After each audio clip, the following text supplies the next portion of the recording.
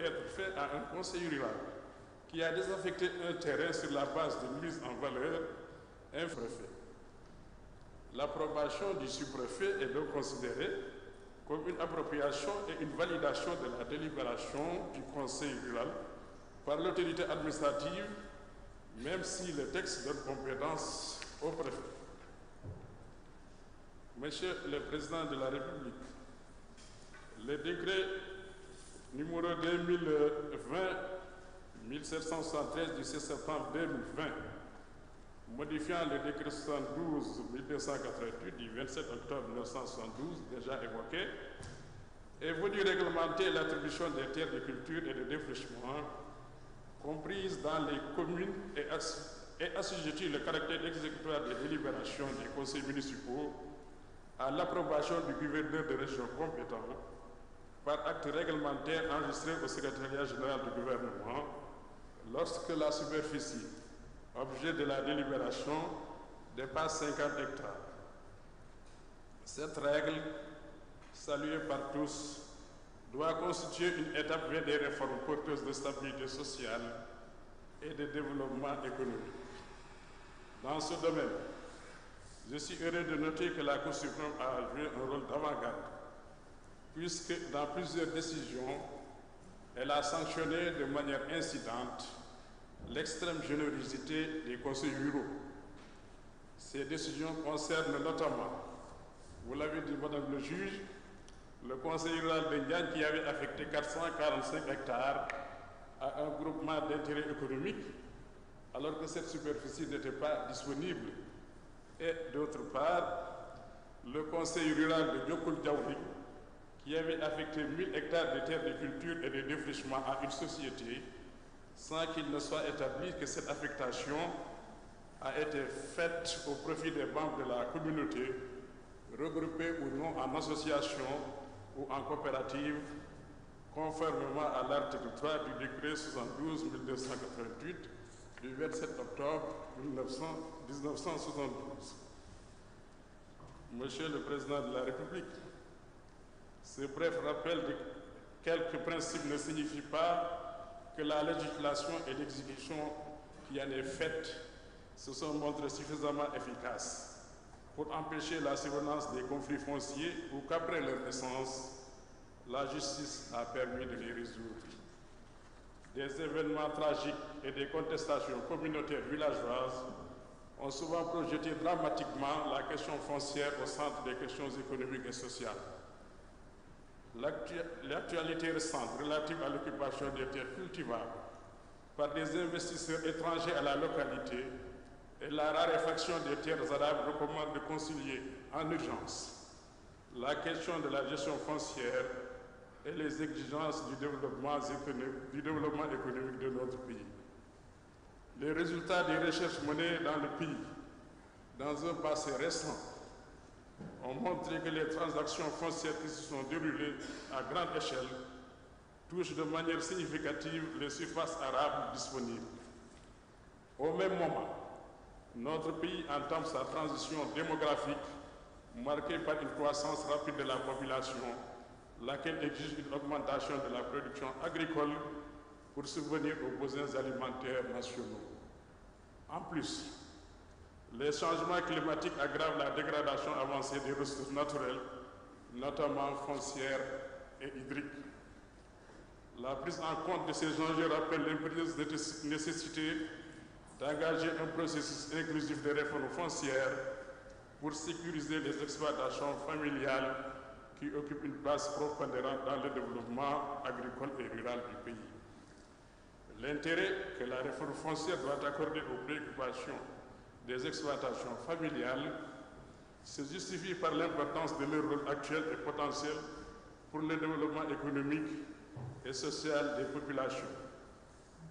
On peut, sur ce chapitre, citer sans être exhaustif la sécurité alimentaire des populations rurales et urbaines, la gestion des ressources naturelles, la consolidation d'économies locales et régionales diversifiées, la création d'emplois et la réalisation des équilibres sociaux et politiques qui permettent de préserver la stabilité du pays.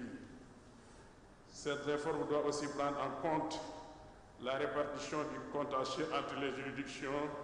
Vous l'avez également dit, Madame le juge, jusqu'ici dévolu exclusivement à la Cour suprême, le contentieux de l'excès de pouvoir devrait être décentralisé pour un règlement répondant aux exigences de proximité et de la justice. Ainsi, les actes pris par les exécutifs locaux pourraient être soumis en premier ressort aux tribunaux de grande instance. Comme on le voit, la philosophie qui a été à la base de la loi sur le domaine national demeure plus que jamais actuelle. Elle s'illustre dans cet aphorisme qu'aimait rappeler le président Léopold Sédar Senghor.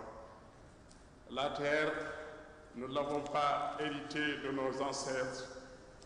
C'est une citation évidemment, je le cite donc. La terre, nous ne l'avons pas héritée de nos ancêtres, nous l'avons empruntée à nos enfants. Fin de citation. Toute réforme devrait en conserver l'esprit et l'ensemble des acteurs chargés de sa mise en œuvre, qu'ils soient de l'administration centrale ou des collectivités territoriales, doivent constamment l'avoir à l'esprit, car, comme nous en avertissait William Shakespeare, je le cite, « Il n'est rien de si bon, il n'est rien de si parfait qui, détourné de son bon usage, ne se retourne contre ses origines et trébuche dans le mal. » Fin de citation. Vous me permettrez à présent, Monsieur le Président de la République, Mesdames, Messieurs, honorables invités, advenu le moment de conclure, de revenir sur le sens tragique de la vie. Elle est à la fois désastre et enchantement, comme l'a si bien résumé l'académicien Jean d'Ormesson. Désastre en ce que la fin est inscrite dans le début. Nous avons vécu ces réalités au cours des 2 dernières années avec la mort de nos collègues Cheikh Tidiane Diallo, Bousso Diaw-Fall, El Hadj Amadou Diouf, Koliba Dansoko, Sidi Thioub, Samba Sall, Ndiamé Gaye, Youssoufa Ndiaye, bienvenue Abibou Dione, Ibrahima Gueye, Massamba Sen, Léopold Ndaw, Biram Dien, et j'en ai oublié, Monsieur le Président. Nous gardons d'eux comme nous le faisons pour les membres du barreau qui nous ont quittés, dont notamment Maître Hassimou Touré, Maître Aline Badara Fall et Maître Louvier à la cause de la justice, qui reposent en paix.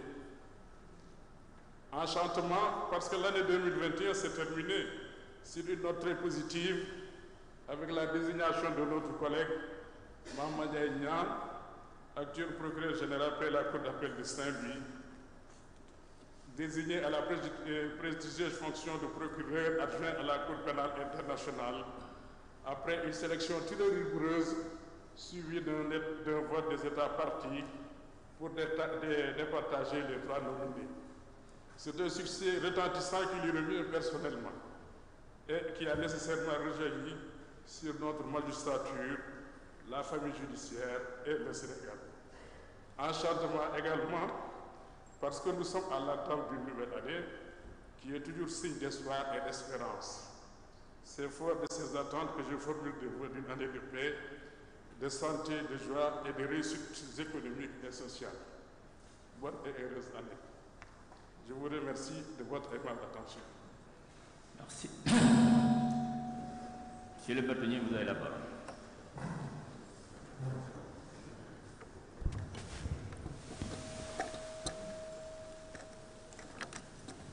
Je vous remercie, Monsieur le Premier Président. Monsieur le Président de la République,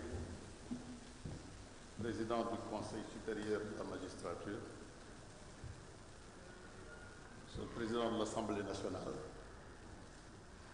Madame Président du Haut Conseil des collectivités territoriales, Monsieur le Président du Conseil économique, social et environnemental, Monsieur le Président du Conseil constitutionnel, Mesdames, Messieurs les ministres, honorables députés, Monsieur le Premier Président de la Cour des comptes, Mesdames, Messieurs les ambassadeurs et chefs de mission diplomatique, Monsieur le médiateur de la République, Mesdames, Messieurs les magistrats, Mesdames, Messieurs les anciens bâtonniers, Monsieur le bâtonnier élu, Mesdames, Messieurs les membres du Conseil de l'Ordre, Mesdames, Messieurs les avocats, chers confrères, chers consoeurs, Messieurs les officiers généraux, Mesdames, Messieurs les recteurs, doyens et professeurs d'université, Messieurs les dignitaires religieux et coutumiers, Mesdames, Messieurs les administrateurs de greffe et greffiers, Messieurs les présidents de la Chambre des notaires, de l'Ordre national des huissiers de justice, de l'Ordre des experts comptables et comptables agréés, de l'Ordre des experts et évaluateurs agréés, Mesdames, Messieurs les officiers ministériels et acteurs de justice, honorables invités, Mesdames, Messieurs. Rendons grâce à Dieu le Tout-Puissant de nous accorder une nouvelle fois la possibilité de tenir cette audience qui, à l'aune du dialogue des institutions et sous toutes les réserves d'usage, est au pouvoir judiciaire ce que la déclaration de politique générale est au pouvoir exécutif. Il ne s'agit ici ni d'une formule rituelle, ni d'une figure de style, tant les années 2020 et 2021 furent des années difficiles, de loin plus difficiles que l'année 1992, que la reine Élisabeth II qualifia pourtant d'annus horribilis. Nous portons encore les stigmates de ces 2 années qui se résument en un seul mot qui renferme toute sa charge nuisible pour l'humanité toute entière, Covid-19. Prions pour nos morts, restons fidèles à leur mémoire. Prions pour les vivants, pour leur salut, leur longévité. Prions pour la fin de la Covid-19. Prions pour vous, Monsieur le Président de la République, qui, dès l'aube de la pandémie, avez pris la pleine mesure de cette calamité et y avez fait face avec la lucidité et le courage de George Washington écrivant à son frère « J'ai entendu siffler les balles. Crois-moi, il y a quelque chose de délicieux dans ce bruit. » Monsieur le garde des Sceaux, ministre de la Justice, vice-président du Conseil supérieur de la magistrature, vous et moi dialoguons depuis 2 ans, non pas seulement comme les confrères que nous ne cesserons jamais d'être, mais comme 2 mandataires qui ont un égal devoir de faire triompher la République et ses idéaux. J'ai apprécié, venant de vous, un grand esprit d'ouverture et de tolérance, une grande capacité d'écoute, toutes choses qui ont, entre autres, aidé à la résolution de la crise du Sud-Just, dans le règlement de laquelle vous nous avez fait l'amitié d'accepter la médiation de notre barreau. Monsieur le Premier Président de la Cour suprême, il y a 2 ans, vous avez, dans la posture de procureur général de cette Cour, prononcé un discours de haute facture, un discours qui vous allait comme un gant, qui vous ressemblait comme un frère. Tout dans votre parcours indique que vous méritez de diriger la compagnie. En tant que cadet, je pouvais dire sans sourire que quand je serai grand, j'espère être comme vous. Monsieur le procureur général près la Cour suprême, quand on a, soit dans une enfance, soit dans une adolescence, disons même à un moment quelconque d'une vie, côtoyer une personne avec bonheur, l'on éprouve dans son fort intérieur, quelquefois dans son fort extérieur, une légitime fierté de le voir récompensé de ses efforts. Pour avoir cheminé avec vous au lycée Guignabo de Ziguinchor, à l'université de Dakar, puis dans cette famille judiciaire que nous avons en partage depuis plus de 3 décennies, je peux vous dire que j'apprécie que vous soyez là où vous êtes aujourd'hui. Ce que je puis vous dire à cet instant, c'est que vos suggestions ne sont pas tombées dans l'oreille d'un sourd. Vous nous avez même, pour ainsi dire, marché sous la langue. Le barreau vient de recruter 38 nouveaux membres, dont 2 anciens magistrats, et notre ambition demeure d'en installer le plus possible dans les ressorts des cours d'appel. Excellence, Monsieur le Président de la République, excusez cette comparaison douteuse. Si la Covid-19 comporte une charge virale, une cérémonie comme celle qui nous réunit comporte une dose émotionnelle. C'est dans cette rubrique que je classerai l'hommage dû à tous les acteurs de la justice. ont disparu depuis la dernière entrée solennelle. Magistrats, greffiers, huissiers, personnel de justice et en particulier les avocats. Maître Mamadou Wade, Omar Diallo, Khassimou Touré, Aline Badara Fall le bâtonnier, Eli Ousmane Sarr bâtonnier, Abdoulaye Diallo, Ilam Niang, Gorgui Gueye. Je prie le Seigneur de les accueillir au paradis et renouvelle à leur famille les condoléances du barreau. Excellence, Monsieur le Président de la République, comme je l'ai rappelé il y a 2 ans, les thèmes qui sont débattus au cours des rentrées solennelles sont le reflet des pulsions, quelquefois des pulsations du peuple sénégalais au nom duquel la justice est rendue. La preuve en est, si besoin est, fournie par le choix que vous avez opéré d'aborder la question foncière qui, après la calamité de la Covid-19, a probablement fait couler le plus d'encre et de salive au cours des derniers mois. Vous avez déclaré, au cours de l'ouverture du 31e congrès des notaires d'Afrique, je vous cite, et je vous citerai souvent, Monsieur le Président de la République, les alertes que je reçois au quotidien sur les risques de conflit viennent à 90% du foncier. Cette annonce a, pour ainsi dire, été corroborée par une foule d'événements survenus au cours des dernières années, dont le moindre n'est pas cette fameuse affaire dite de Ndengeler, qui a retenu toutes les attentions et tenu en haleine bien des Sénégalais. Nous abordons donc aujourd'hui le thème justice et conflit foncier, application de la loi sur le domaine national. En d'autres termes, la loi numéro 64-46 du 17 juin 1964 relative au domaine national. Au-delà de ce que je viens d'indiquer, nul ne contestera l'utilité de faire le bilan d'un texte qui a aujourd'hui 57 ans et qui se rapporte à une matière cruciale pour le peuple sénégalais.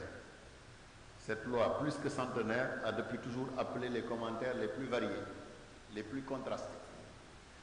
Mon confrère Doudou Ndoye la considère comme une justice historique, la seconde dit-il, affirmant qu'elle a arraché aux populations du Sénégal ce qui leur restait d'emprise coutumière sur le sol de leurs ancêtres.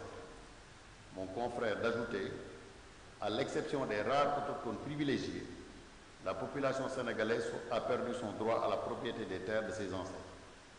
Poussant la critique plus loin, il indique qu'il reste toujours à s'interroger sur la constitutionnalité de cette loi et sur sa valeur éthique au sens des fondements sociologiques du droit.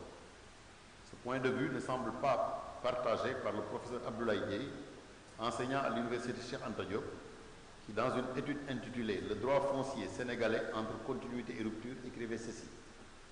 La première vertu de la loi sur le domaine national, c'est d'avoir mis fin à la situation confuse et complexe qui régnait en matière foncière à l'accession du Sénégal à l'indépendance. Il y avait, en effet, une juxtaposition de régimes juridiques tous applicables. On notait une coexistence de droits coutumiers avec des droits réels octroyés par l'État national. Cette situation confuse, génératrice d'insécurité foncière, a été le fait de la puissance coloniale qui n'a jamais osé remettre en cause la perception des Africains de la terre, mais qui a cherché à introduire le concept occidental de droit tout au long de la période coloniale. Excellence, Monsieur le Président de la République, dans son article intitulé « Regard sur le droit foncier sénégalais, un seul droit pour 2 rêves », paru dans la revue RICD 1986, le professeur Marc Deben soulignait que le système foncier sénégalais est l'enjeu d'un affrontement de 2 rêves. Au grand rêve senghorien de rupture avec la propriété bourgeoise et la gestion communautaire des sols s'oppose en effet le rêve des habitants qui croient être propriétaires. L'État, conclut-il, en théorie maître du sol, mais en pratique velléitaire et clientéliste, n'a pas pu encore assurer le succès d'un rêve sur l'autre. Réfléchir sur le thème d'aujourd'hui nous ramène forcément vers ce rêve senghorien. La loi 64-46, relative au domaine national, avait certes pour objectif de rompre avec la philosophie de la propriété privée, telle qu'édictée par les révolutionnaires de 1789, comme un des droits naturels et imprescriptibles de l'homme, et introduite au Sénégal en 1830 à travers le Code civil napoléonien. Elle n'avait fait que geler le système des propriétés privées sans pour autant rompre en réalité avec le passé. Aujourd'hui, la justice est de plus en plus interpellée car les titulaires des droits coutumiers dans certaines zones résistent encore et méconnaissent le pouvoir de gestion du domaine national par l'État. Le processus d'exclusion des autochtones du domaine national accentue les contestations par les populations des décisions d'affectation des terres du domaine national. Leur sentiment de frustration résulte de l'impossibilité pour ces populations rurales ou autochtones qui exploitent une terre depuis des générations de pouvoir procéder à son immatriculation, alors que la même terre, par le biais d'une délibération, d'un déclassement ou d'un bail, permet aux promoteurs d'obtenir l'inscription à leur profit. C'est pourquoi le conflit foncier, qui est devenu aujourd'hui un conflit collectif opposant souvent une communauté à un particulier, atterrit chez le juge, non pas comme un vrai conflit foncier, mais comme une atteinte au droit de la propriété ou une entrave au droit de travailler. Comme l'a relevé Madame le juge Elisabeth Ndeu Diouf Niang dans son discours d'usage, le juge doit toujours s'assurer que l'occupant bénéficie d'une affectation et veiller aussi au respect des procédures d'affectation et de désaffectation. La question fondamentale liée à l'intervention du juge n'est d'ailleurs toutefois plus de faire le bilan de son action, mais de réfléchir sur une nouvelle fonction qui lui permettrait de prévenir les conflits en tentant autant que possible de concilier les intérêts en présence, celui de l'autochtone et celui de l'investisseur. Monsieur le Président de la République, les questions liées à la gouvernance foncière constituent une préoccupation majeure à l'échelle continentale depuis 2009 et la déclaration de l'Union africaine sur les problèmes et enjeux fonciers, déclaration UIA sur le foncier. Ce document traduit la volonté des chefs d'État et de gouvernement africains de mener des processus de réforme foncière indispensables dans un contexte de libéralisme économique envahissant et de malgouvernance multiforme, exacerbée par la corruption foncière, les acquisitions de terres à grande échelle et les risques réels ou potentiels de confrontation entre les différents acteurs de la gestion foncière. C'est dans cette optique que l'Union africaine a préconisé le renforcement des institutions en vue d'une gouvernance foncière efficace et l'allocation des ressources budgétaires adéquates pour l'élaboration de politiques foncières, pour leur mise en œuvre et pour le suivi des progrès réalisés. L'examen minutieux des cadres juridiques définissant les régimes fonciers et l'analyse critique de leur application concrète dans les pays concernés révèlent, au-delà des diversités culturelles et sociales, une similitude à la fois des dispositifs techniques et juridiques et institutionnels, ainsi que des difficultés mises en œuvre dans toute leur complexité. En procédant à l'autopsie des normes juridiques et des pratiques foncières locales consacrées, un survol synoptique des législations régissant les modes de gestion et des usages de la terre permet d'effectuer le relevé des principales sources des conflits fonciers en lien avec les normes juridiques et les pratiques foncières locales. Nous en avons identifié au moins 7. Le premier, c'est l'existence de régimes juridiques concurrents qui ont vocation de s'appliquer aux fonciers. Donc, un dualisme des droits coutumiers légitimes juxtaposé à ceux inscrits dans des lois. Deuxièmement, l'échec des tentatives de formalisation des droits coutumiers, qui trouve sa source dans le faible attrait des paysans africains pour l'enregistrement légal de leurs droits. Troisièmement, la revendication du monopole foncier de l'État et l'accaparement des terres par le biais de la procédure d'immatriculation foncière qui découle du rôle essentiel que l'État joue dans la gouvernance foncière. L'État est dans certains pays le propriétaire de toutes les terres sur lesquelles il concède des baux ou des droits d'occupation ou d'usage. Quatrièmement, la difficulté d'accès des couches vulnérables, femmes et jeunes à la terre. Dans la plupart des pays d'Afrique, il y a des disparités flagrantes entre hommes et femmes en matière de propriété foncière, dues aux pratiques coutumières qui attribuent aux hommes le pouvoir de traiter des biens, le pouvoir exclusif de traiter des biens importants que la terre. Les femmes peuvent avoir le droit d'user et de jouir des terres tout en étant privées de celui d'en posséder ou d'en hériter. Cinquièmement, les conflits entre acteurs fonciers qui ont été évoqués à la fois par le juge Ndeu Niang et le procureur général. Donc, les conflits entre acteurs dans l'allocation des espaces, mais également entre l'État et les autres acteurs. En effet, partout en Afrique existent des conflits récurrents relatifs à la terre et aux ressources naturelles qui opposent parfois des communautés. Sixièmement, la corruption foncière, décriée dans d'autres domaines, est également présente là où la terre représente un enjeu économique important. Une enquête menée dans 13 pays africains révèle que si les jeunes et les femmes ont des difficultés pour accéder à la terre, ils le doivent à la corruption dans les processus d'administration foncière et d'enregistrement foncier. Lorsque les transactions foncières sont entourées de secrets, lorsque les intérêts privés prennent le pas sur l'intérêt général, lorsque les fonctionnaires extorquent de l'argent pour des services fonciers qui devraient être gratuits, les droits humains sont violés sous le lit de la corruption. Il s'y ajoute un facteur aggravant qui constitue l'inefficacité des administrations foncières dans la gestion, du fait de la faiblesse de la qualité du service délivré, complexité des procédures, insuffisance de ressources humaines et matérielles, allongement des délais de traitement des dossiers, absence de transparence dans l'attribution des droits fonciers. Septièmement, l'absence de véritables réformes susceptibles de circonscrire les enjeux économiques, sociaux et de répondre aux défis majeurs de paix sociale, de sécurité alimentaire et de croissance économique. Les investisseurs étrangers exigent en effet souvent des gouvernements africains qu'ils mettent en place des politiques et cadres juridiques favorables à leurs intérêts. Face à ces préoccupations communes à la plupart des États, une réforme radicale de notre perception du foncier constitue le passage obligé pour l'avènement de nouveaux comportements, de nouvelles attitudes et aptitudes qui placeront l'intérêt général au-dessus de l'intérêt particulier. Il s'agit de faire jouer à la terre, au foncier, son rôle le plus utile, et de créer les conditions de sortie de la crise économique dans laquelle presque tous les pays sont plongés. En somme, d'impulser une véritable politique foncière constitutionnalisée pour la défense et l'illustration du patrimoine national. Tout cela éclaire d'un jour nouveau l'universalité de la complexité du foncier que je définirai dans sa plus simple expression comme les rapports qui existent entre l'homme et la terre. Dans l'articulation de l'universel au spécifique, le sujet de la présente rentrée des cours et tribunaux est d'une grande opportunité. Traiter ce thème, c'est approfondir la réflexion dans le sillage qui vient d'être dit en mettant en évidence le foncier dans sa complexité. En cherchant à dénouer l'écheveau de l'intrusion de la justice dans les conflits que le foncier engendre, dans le cadre de l'application de la loi sur le domaine national, l'on peut affirmer que la question foncière, dans son universalité africaine, dans la complexité de sa spécificité sénégalaise, ne peut être cernée et comprise qu'à travers une lecture qui s'insère dans le contexte politique, économique, social et juridique.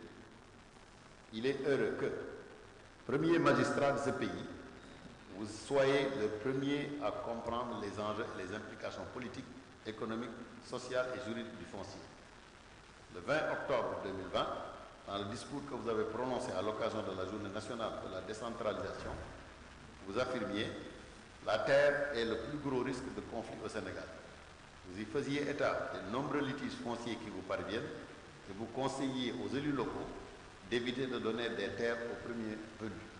Vous disiez, je cite, « On ne peut pas laisser durer le bradage du patrimoine foncier des collectivités territoriales qui doivent défendre les intérêts de la communauté nationale et éviter la privatisation du patrimoine foncier national, car beaucoup de projets risquent d'être plombés par l'occupation des sols sur des bases qui ne reposent sur rien. » Votre prise de position en ces circonstances nous plonge, Monsieur le Président de la République, de plein pied dans l'examen du thème qui nous sont proposés. Il est en effet de notoriété publique qu'au Sénégal, les cours et tribunaux sont envahis par d'innombrables saisines liées aux litiges et conflits fonciers qui sont des conséquences des difficultés, pour ne pas dire de l'impossibilité d'appliquer ou de faire appliquer les dispositions de la loi relative au domaine national. Madame le juge Elisabeth Ndao Diouf Niane a, dans son brillant exposé, indiqué les dernières statistiques relatives à ces saisines et les solutions jurisprudentielles auxquelles elles ont donné lieu. Il me soit permis de relever ici que les disparités dans les décisions rendues achèvent d'asseoir les difficultés d'application de la loi. Pour comprendre ces difficultés, il n'est pas superflu de s'arrêter sous le prétexte de la loi, le contexte de la loi et le texte de la loi. Il va sans dire que les développements très intéressants qui ont été faits par le juge Ndao Niane me dispensent d'aller plus loin dans la reproduction de cette loi qui comporte 17 articles. Il me suffira en effet de rappeler qu'elle consacre la coexistence de deux régimes fonciers au Sénégal pour l'administration du droit de propriété, le régime de l'immatriculation et celui du domaine national. S'il est permis de donner foi aux statistiques généralement invoquées, il apparaît que 95% des terres appartiennent au domaine national et que les 5% qui ont fait l'objet d'immatriculation sont partagés entre l'État et les privés. On constate ainsi l'extrême suprématie du domaine national sur le foncier sénégalais, accrue par l'exclusion de toute possibilité de transmission, d'aliénation et de cession des terres, créant de ce fait une catégorie de propriétaires virtuels ou fictifs qui ne disposent d'aucun droit réel sur la terre qu'ils occupent et exploitent au vu et au su de tous. J'ai dit plus haut, Monsieur le Président, que cette loi sur le domaine national est au centre de vos préoccupations. Que vous semblez en tout cas particulièrement soucieux de la situation foncière dans le contexte actuel, au point de penser, je vous cite à nouveau, la terre est le plus gros risque de conflit au Sénégal en raison des nombreux litiges fonciers qui me parlent. Votre volonté de mettre en œuvre tout ce qui est possible pour que ces litiges, conflits fonciers de faible intensité ne se transforment pas en conflit majeur est palpable. Vous avez déjà pris des initiatives dans ce sens, comme si vous vous sentiez investi de la mission historique de résoudre la question foncière au Sénégal. C'est pour cette raison que je m'emploie à revisiter avec vous le contexte historique de la naissance de cette loi sur le domaine national. Pour cela, nul n'est mieux placé que le président Léopold Sédar Senghor, qui a été cité à la fois par le juge Ndao Niang et par le procureur général, donc lui qui a promulgué la loi, pour en parler. Le 4 novembre 1980, à l'occasion de la rentrée solennelle des cours et tribunaux, dont le thème, comme par hasard, était axé sur la propriété foncière au Sénégal, il s'est expliqué sur le contexte et les raisons qui avaient conduit à faire adopter cette loi. Je le cite, la réalité culturelle était et toujours que la conception négro-africaine est intimement liée à notre métaphysique. La terre n'est pas un bien patrimonial, mais un bien sacré. Mieux, une déesse qui ne saurait faire l'objet d'une appropriation. La terre est partant inaliénable. C'est en violant la loi religieuse, ou plus exactement le dogme, que les nobles se sont autrefois approprié la terre. Mais la terre est aussi un bien économique, source de richesse et de puissance pour ceux qui en disposent. Elle est donc l'enjeu de la lutte pour le pouvoir et la richesse, et son statut traduit l'expression des rapports de force socio-économiques. Aux pratiques inégalitaires, la puissance coloniale avait superposé ces réglementations artificiellement plaquées sur une réalité socio-culturelle différente. L'échec de ces tentatives montre clairement que le législateur qui a fait fi des réalités socio-culturelles se condamne à l'impuissance. C'est dans ce contexte qu'est intervenue la législation de 1964 sur le domaine national. Fin de citation. Malgré son caractère révolutionnaire, la générosité de ses intentions et sa volonté d'assurer la défense de l'international contre les intérêts particuliers, la loi sur le domaine national a toujours rencontré de très nombreuses difficultés dans sa mise en œuvre, dans la mesure où elle apparaît d'une part comme inachevée, donc inopérante, d'autre part comme pas totalement acceptée par les populations qui se sont vues retirer leurs droits coutumiers au profit d'un simple droit d'usage révocable en cas de non-mise en valeur de leurs terres. Le président Senghor, initiateur de cette loi, a eu le grand mérite de reconnaître tacitement les difficultés d'application de cette loi, avouant pour ainsi dire son échec. La qualité, je le cite, d'une réforme ne se mesure pas seulement aux intentions qui la sous-tendent, elle s'apprécie aussi dans l'application qui en est faite, dans la manière dont elle est appliquée. Il nous faut donc analyser méthodiquement, sans complaisance, les leçons de l'expérience, corriger les erreurs s'il y en a, combler les lacunes s'il s'en trouve, supprimer les lenteurs, expliquer les résistances. Fin de citation. 42 ans après ces propos, force est de constater que les difficultés sont encore là. Elles se sont même peut-être accrues, gravement accrues.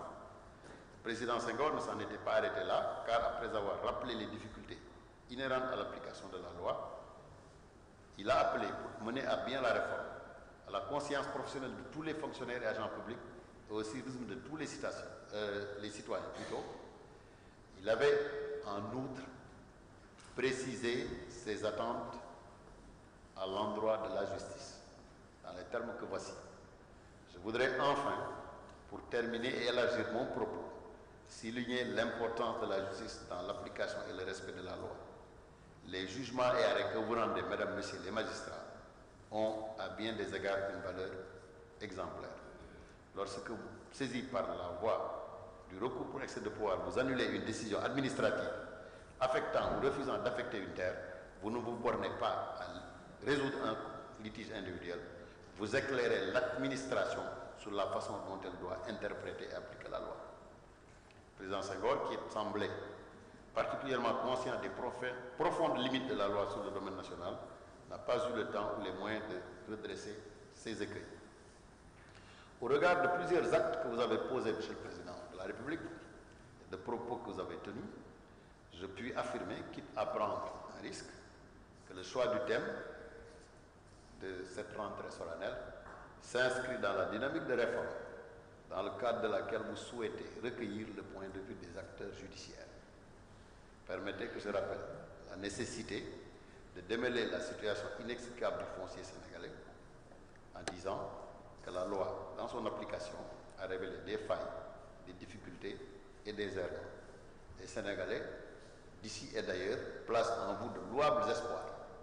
Vous avez pris des initiatives hardies, notamment le décret 2012-1419 du 6 décembre 2012 portant création de la Commission nationale de réforme foncière. Puissent les travaux de cette commission permettre d'instaurer un jalon nouveau et décisif dans la gestion du foncier au Sénégal. Dans le rapport de présentation du décret, que son article 2 indique que la mission de la Commission nationale chargée de la réforme foncière était très importante. L'histoire retient qu'après 4 ans et demi de travaux, cette Commission nationale de réforme a déposé son rapport définitif le 20 avril 2017, avant d'être dissoute par décret 2017-998 du 16 mai 2017, dont le rapport de présentation mentionne ce qui suit. La Commission nationale de réforme foncière, créée par décret 2012-1419, a remis le 20 avril 2017, lors d'une séance spéciale, son rapport définitif au chef de l'État. Dès lors, il convient de mettre fin aux missions et activités de la dite commission, rattachée à la présidence de la République, et de transférer directement et intégralement son patrimoine à la direction des moyens généraux. Depuis lors, beaucoup d'eau a coulé sous les ponts. D'aucuns ont manifesté des signes d'impatience. Le professeur Abdoulaye Dièye, membre de la commission, a publiquement révélé le 24 juin 2018 que le rapport de la commission, qui compte 3 pages de recommandations, n'a jamais été exploité. Il est même allé plus loin, puisqu'il semble vous reprocher de l'avoir purement et simplement classé dans les tiroirs, voire placé sous votre coude. Pour ma part, Monsieur le Président de la République, je préfère penser que vous vous hâtez lentement, comme le suggère Boileau dans l'art d'écrire. Vous hâtez lentement, c'est par exemple recueillir les données jurisprudentielles et le point de vue des acteurs de la justice, comme vous le faites aujourd'hui. J'ai noté à ce sujet, venant de la jeune et brillante juge Elisabeth Ndéou Diouf Niang, en guise de conclusion d'une liste de propositions concrètes, les phrases suivantes. Je la cite. Nous espérons que face à la recrudescence des conflits fonciers, les mots que nous venons de partager amèneront chaque citoyen sénégalais, les juges en premier, à prendre conscience que la loi sur le domaine national est à notre merci et au cœur de notre désir de réforme. C'est elle qui nous supplie d'intervenir. Une réforme de l'organisation judiciaire sera aussi une contribution significative de la gestion du conflit foncier. Pour cela, comme l'ont dit également mes prédécesseurs, une justice plus proche des justiciables est un bon début et il serait utile de décentraliser le recours pour excès de pouvoir.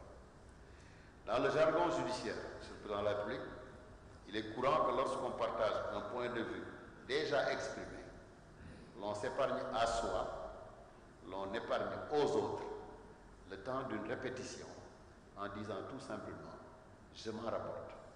Je m'en rapporte à ce à quoi on conclut Madame le juge Ndéou Niang et Monsieur le procureur général. J'arrive au terme de ma plaidoirie en demandant simplement qu'au moment de vote délibéré, il soit posé la question de savoir s'il est utile de laisser encore en vie la loi dite du domaine national qui a davantage provoqué une anarchie ordonnée qu'autre chose dans la gestion du foncier au Sénégal. Il faut souhaiter que la nouvelle politique foncière du Sénégal, expression politique de la défense et de l'illustration patriotique des intérêts de l'État et de la nation, ne se manifeste plus à travers une seule loi sujette à manipulation, interprétation et controverse, mais plutôt à travers un recueil normalisé qui deviendra le code foncier unique du Sénégal. Il serait tout aussi pertinent d'envisager la création d'une haute autorité nationale du foncier, autonome et indépendante, qui aura en charge la régulation de toutes les questions foncières et domaniales. Comment terminer, Monsieur le Président de la République, sans vous adresser les remerciements du barreau pour toute la bienveillance et toute la sollicitude dont vous faites preuve à son égard, et par-delà le barreau, à la défense dont vous consacrez tous les jours le caractère de service public. Souffrez qu'en cette occurrence solennelle, j'égrène les derniers actes que vous avez posés en notre faveur. Les instructions que vous avez données au service de sortie de l'audience que vous avez accordée au Conseil de l'Ordre le 27 décembre 2019 ont été exécutées dans leur quasi-totalité puisque l'aide juridictionnelle des années 2017 et 2018 a été entièrement versée. Tout comme la première tranche du financement de l'école des avocats dont les appels d'offres en vue de la désignation de l'entreprise de construction sont en cours. La délégation générale du pôle urbain de Diamniadio et de la Grosse nous a fait visiter le terrain d'1 hectare qui nous a été attribué par l'État 2021 et mis en branle en concertation avec nous la signature du bail IFR. Nous avons noté votre engagement de nous doter d'un nouveau siège qui sera inclus dans la cité de la justice que nous aurons en partage avec les juridictions de Dakar et d'autres professionnels. Cette bonne nouvelle, vous nous l'avez apportée au cours d'une audience de consultation que vous avez accordée au barreau à la veille des grandes mesures de prévention de la Covid le 27 mars 2020, confirmant ainsi notre rôle social et sociétal. Vous avez également consenti à doter le barreau d'un concours de 50 millions de francs pour lui permettre de s'équiper en vue de la prochaine dématérialisation des procédures devant le tribunal de commerce hors classe de Dakar.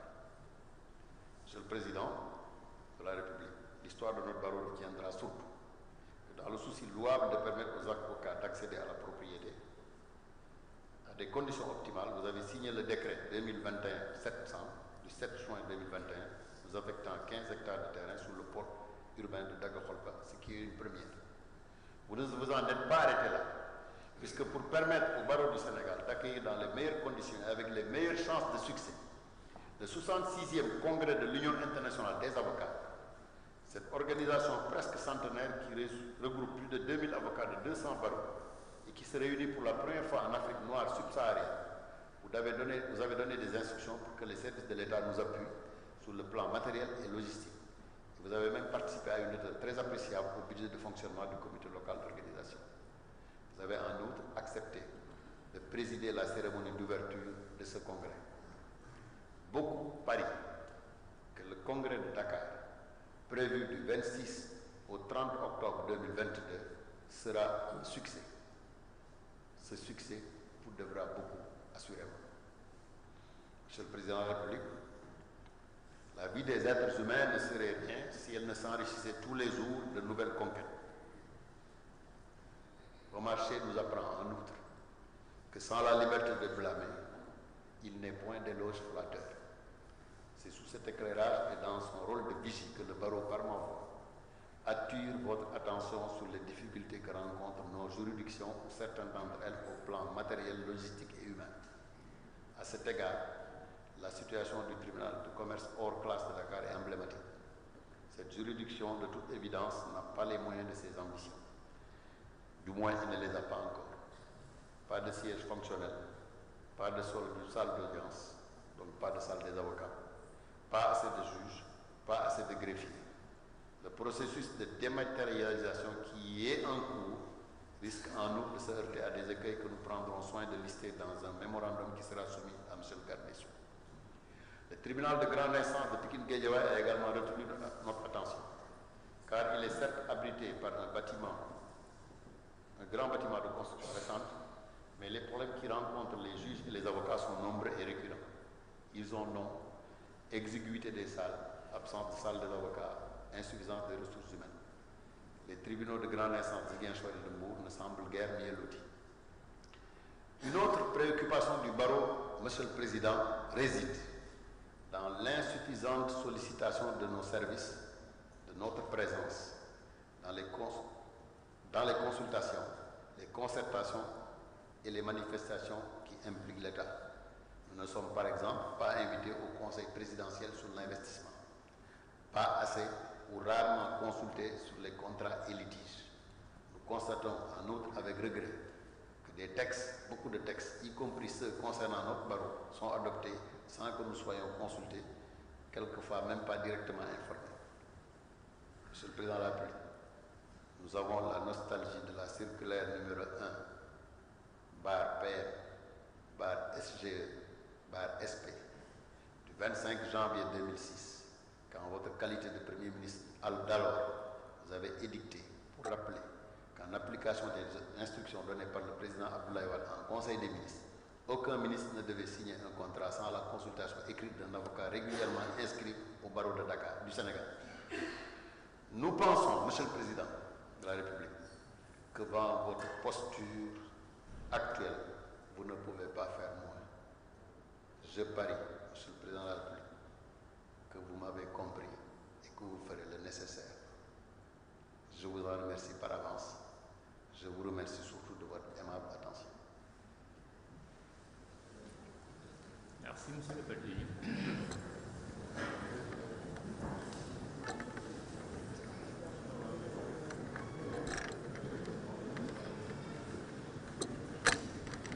Monsieur le Président de la République, Président du Conseil supérieur de la magistrature, en assistant à chacune de nos audiences solennelles, vous témoignez votre attachement à l'institution judiciaire et tout l'intérêt que vous portez aux hommes et aux femmes qui l'exercent, qui l'incarnent. Vous accueillir parmi nous est un agréable devoir auquel il nous plaît de sacrifier. Au-delà d'un rituel républicain qui se perpétue, la rentrée solennelle des cours et tribunaux constitue un temps fort de la vie judiciaire qui nous offre l'occasion, au début de chaque année, de faire un bilan de l'œuvre entreprise et de réfléchir autour d'une thématique en rapport avec notre mission ainsi que sur les conditions de son accomplissement. Votre présence à cette occasion nous est particulièrement précieuse. Qu'il me soit permis, à mon nom et au nom de tous mes collègues, de vous en remercier chaleureusement. Je voudrais aussi vous prier de bien vouloir accepter l'expression de mes sentiments de profonde gratitude pour m'avoir investi une fois encore de votre confiance en m'élevant, sur proposition du garde des Sceaux et avec la bienveillance du Conseil supérieur de la magistrature, à la dignité de premier président de la Cour suprême du Sénégal.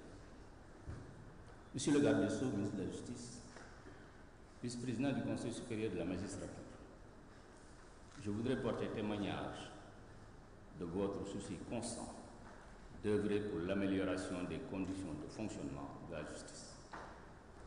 Je perçois à travers nos échanges fréquents la fermeté de votre engagement à travailler pour assurer le mieux-être de la famille judiciaire à laquelle vous appartenez. Soyez vivement remerciés pour tous vos efforts. Monsieur le Président du Conseil économique et social, la Cour vous félicite pour votre nomination et vous souhaite plein succès dans vos nouvelles responsabilités.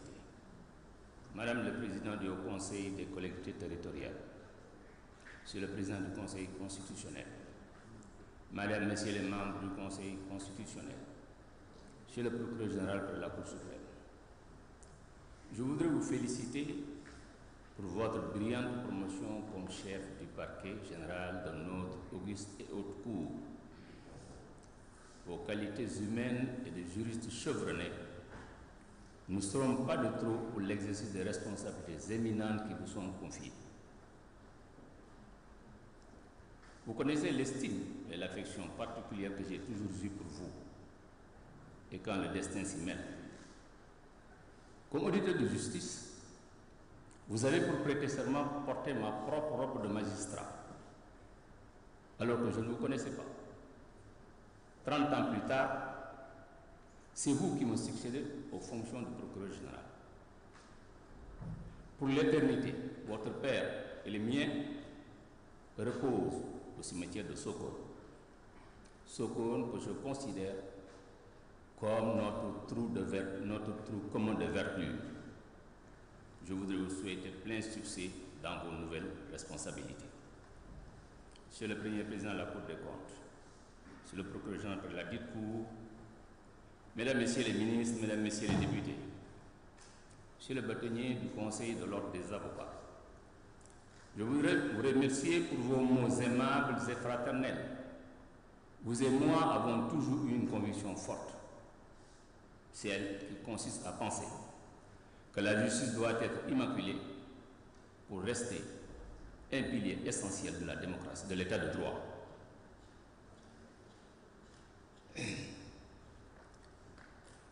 Et demeurer le dernier rempart où viennent s'abreuver les vertus du peuple sénégalais. Vous y travaillez inlassablement et je suis heureux de vous avoir comme jeune frère. Monsieur le Président de la Commission nationale électorale autonome, Madame le Président de l'Office national de lutte contre la fraude et la corruption, Mesdames, Messieurs les ambassadeurs et chefs de mission diplomatique, Messieurs les officiers généraux, Messieurs les recteurs, Messieurs les doyens, professeurs représentant la communauté universitaire, Messieurs les dignitaires religieux et coutumiers, Mesdames, Messieurs les anciens chefs ou membres de la juridiction suprême, Mesdames, Messieurs les magistrats et chers collègues, Mesdames, Messieurs les avocats, Mesdames, Messieurs les officiers ministériels et officiers de justice, Mesdames, Messieurs, honorables invités. Je suis heureux de pouvoir saluer et remercier tous ceux qui viennent chaque année répondre à notre invitation, marquant ainsi leur profond attachement à la justice de notre pays. La cérémonie de rentrée des cours et tribunaux se tient cette année dans un contexte difficile, marqué par une crise sanitaire qui a fini de nous mettre en face de nos vulnérabilités et de nous rappeler nos devoirs d'humilité et de solidarité dans nos vies de tous les jours. Je voudrais prier pour nos morts, témoigner ma compassion à tous ceux qui ont perdu un être cher, mais aussi prier pour le prompt rétablissement de tous les malades et le soulagement des peines de tous ceux qui souffrent. Dans ces moments difficiles, pleins d'incertitudes et d'imprévisibilité, qui interpellent tous les pays, tous les peuples et toutes les civilisations, au triple plan sanitaire, économique et social, Monsieur le Président de la République, vous avez su faire face et être à la hauteur de vos responsabilités, aidés par votre gouvernement et toute la nation. En prenant des mesures hardies, avec la mise en place du plan de résilience économique Covid-19, lequel a permis de lutter efficacement contre la propagation du virus, de prendre en charge les malades et les groupes contacts, d'améliorer notre système sanitaire et de soutenir les entreprises. La justice, à l'instar des autres services publics, a pu très tôt apprécier l'étendue de la menace et opérer à temps les ajustements nécessaires pour assurer la continuité de son fonctionnement. Monsieur le garde des Sceaux, vous y avez pris toute votre part.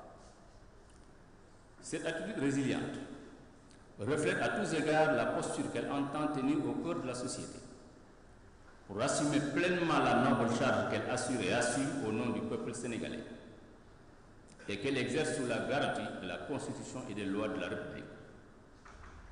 Il lui faudra alors toujours apparaître comme une institution sereine, assumant avec indépendance la mission unique de trancher les litiges et de juger entre les hommes. On le voit bien, il est là le temps où les complexes récriminations des citoyens sur la gouvernance des affaires publiques étaient à peine audibles. Le monde a changé. Et nous avons conscience que dans les démocraties modernes, les attentes des populations envers les institutions qui les représentent s'expriment désormais avec une plus grande résonance. C'est ce que traduit la belle pensée d'Alexis de Tocqueville lorsqu'il affirme, je cite, « Dans les démocraties, chaque génération est un peuple nouveau ». Fin de citation. En tant qu'institution, chargée de garantir l'effectivité de la démocratie, la justice ne peut s'offusquer que son action soit suivie, commentée, critiquée à tort ou à raison, et parfois avec passion. Mais elle ne saurait cependant accepter de subir, d'où qu'elles proviennent, des attaques injustifiées et inconvenantes de nature à porter atteinte à la dignité de la fonction et à l'honneur des magistrats qui l'exercent. Monsieur le Président de la République, Mesdames, Messieurs, l'évocation du thème de la rentrée solennelle de cette année sonne assurément comme une invite à la réflexion, j'allais dire à l'introspection, autour des problématiques et défis essentiels du régime foncier sénégalais. Dans son adresse introductive, Mme Elisabeth Ndéo Diouf-Niang, juge au tribunal du travail hors classe de Dakar, a fait un bilan de l'application de la loi sur le domaine national en exploitant la gestion des conflits fonciers par la gestion des conflits fonciers par les juridictions nationales. Elle propose des réformes législatives relatives à la gouvernance foncière et à la décentralisation du recours aux excès de pouvoir.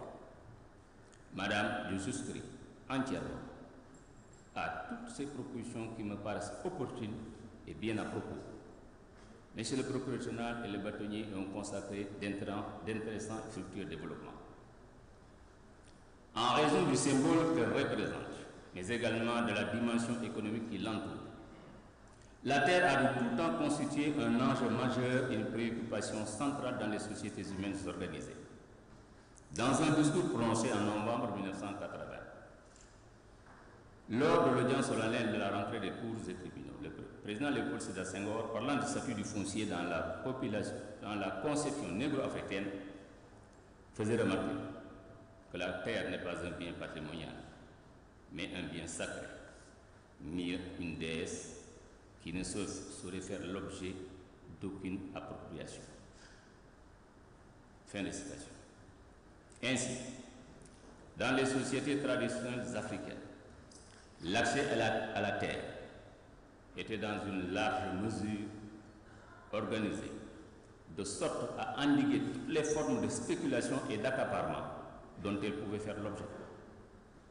Selon la tradition orale, la charte du Mandé, présentée comme l'une des plus anciennes déclarations de droits fondamentaux, avait dès le XIIIe siècle élevé la particularité du statut de la terre au rang des principes de droit fondateurs.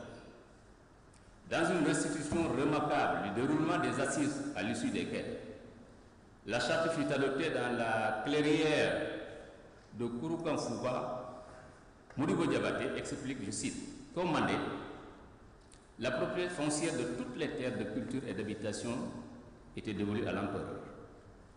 Mais leur jouissance était commune aux autochtones et aux étrangers. On ne pouvait ni refuser d'en donner à un demandeur, ni la vendre.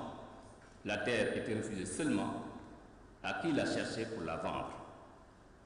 C'est assurément en suivant la matrice d'une conception traditionnelle du rapport à la terre que le législateur sénégalais, au lendemain des indépendances, a cherché à asseoir un régime dérogatoire visant à concilier l'ambition de perpétuer les usages ancestraux de gestion de la terre et la nécessité de mettre les ressources foncières disponibles au service de l'économique et du social.